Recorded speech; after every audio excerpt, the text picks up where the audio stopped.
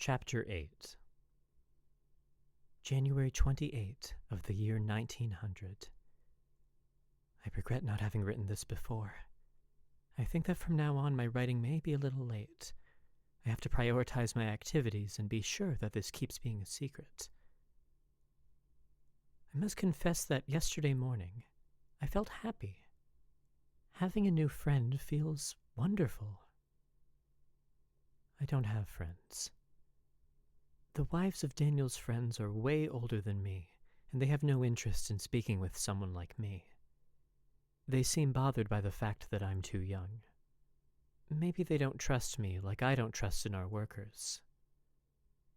Now then, is it a problem that the friend I got is a man? Of course it is. I don't even want to think about what Daniel would do if he found out. To be honest, my mind struggles hard enough when I had to deal with his questions. "What happened to you? You look very happy this morning, woman." To which I answered, partly with the truth. "Last night I went to look at the moon. It was only missing a tiny little piece of light." I gestured him with my hands, but he simply dismissed me. "Always so fascinated with a floating rock." I put on my apron to sweep, praying he would let me work in peace, but he came closer, hugged me from behind, and muttered in my ear, "I don't want you wandering out at night." I tried to look at him, but I couldn't. Fear made me doubt my own tongue. "Dear, you know I only step out a little. It's not much." "It's dangerous. I don't want someone to hurt you." "No one would be capable of hurting me. Everyone—" Quickly, he spun me around, grabbed my arms, and shook me hard enough so my teeth clicked. "Listen, you aren't as safe as you think. I got men who tip their hats to me, and also men who'd like to see me fall.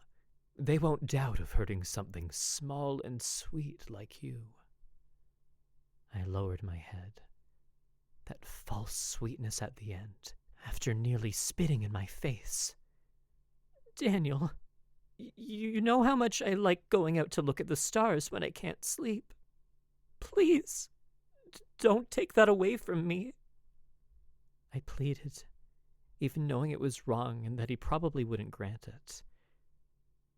After scrutinizing my face, he decreed, "Try not to do it." "All right," I murmured. "My little cute doll." His hands moved to my face and caressed it. I closed my eyes, feeling his calloused fingers sand over my skin. "Now you have to work." He let me go. As he was about to leave, I called him back. I mentioned to him that he has to fix one of the doors at the second floor, one he had postponed for a while. Needless to say, he spent quite some time swearing at that door, all because of an old hinge. I told him it would be better to replace it with a new one. His answer was a harsh bark. "This hinge is older than you, and it's staying. They don't make 'em like this anymore." My God! When he finally fixed it, he went outside to take care of his horses. For days he's been trying to sell some workhorses he has. Now he's become obsessed with racehorses. Like that's going to bring him glory. How could I convince him to not keep animals if he won't have time to take care of them?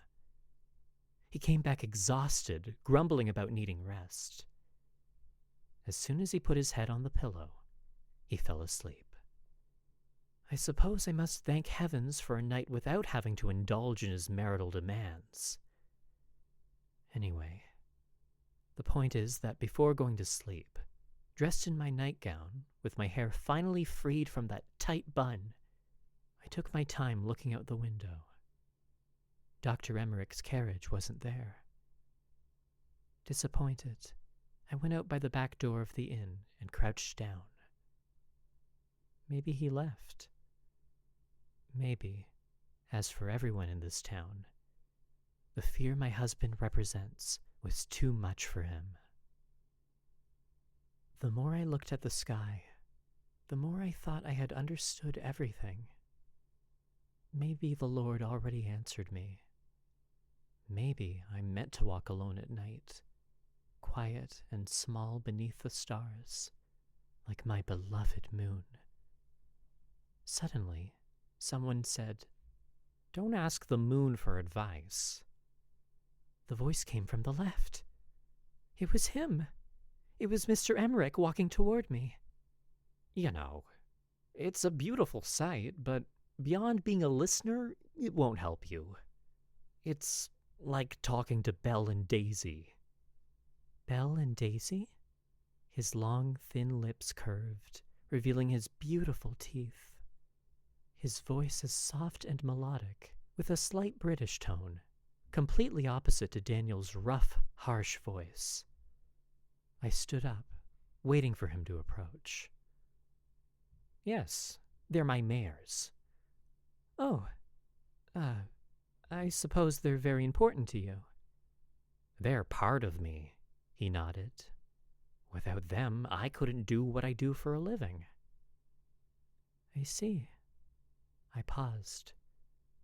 "How many years have you been traveling, Mr. Emmerich?" His smile faded, but he didn't look angry. "Call me Hal. Mister makes me feel old." "I'm sorry," I replied. "But you are in fact older than me, and my mother always said that—" He turned to look around, as if he had lost something. Unconsciously, I glanced around me too, intrigued. "Is something wrong, sir?" I asked. "Yeah. Do you see your mother here?" "What? No." "Then don't trouble yourself with a formality that no one is asking." I fell silent. All of this was strange to me. I didn't understand his persistence. "But that's the truth." I nervously raised my voice. "And I have the obligation to recognize my place and respect you." He shook his head. "How old are you, Lena?" 20 years, mister." He straightened and looked me up and down. "You're very young," he murmured. "How long have you been with Daniel?" My body stiffened at the sound of my husband's name. Will there ever be a day when he's not all I talk about? What does that have to do with it? He fell silent. He seemed to be waiting for me to answer him with something different. But my heart only had fear to tell the truth. "I don't know. It's been so long I've lost count." It pains me to remember the disturbance on our faces. Neither of us knew how to change the situation. "Well," he sighed, "it seems you've been with him since you were very, very young." "I don't want to talk about that," I hissed. He nodded heavily. "Do you really have a story to tell me?" I asked, and he shook his head in denial. "I'm sorry to have bothered you, Mr. Emmerich." After that, I turned around. I remember him calling me back, but everything felt already broken in between us. So, I went back home.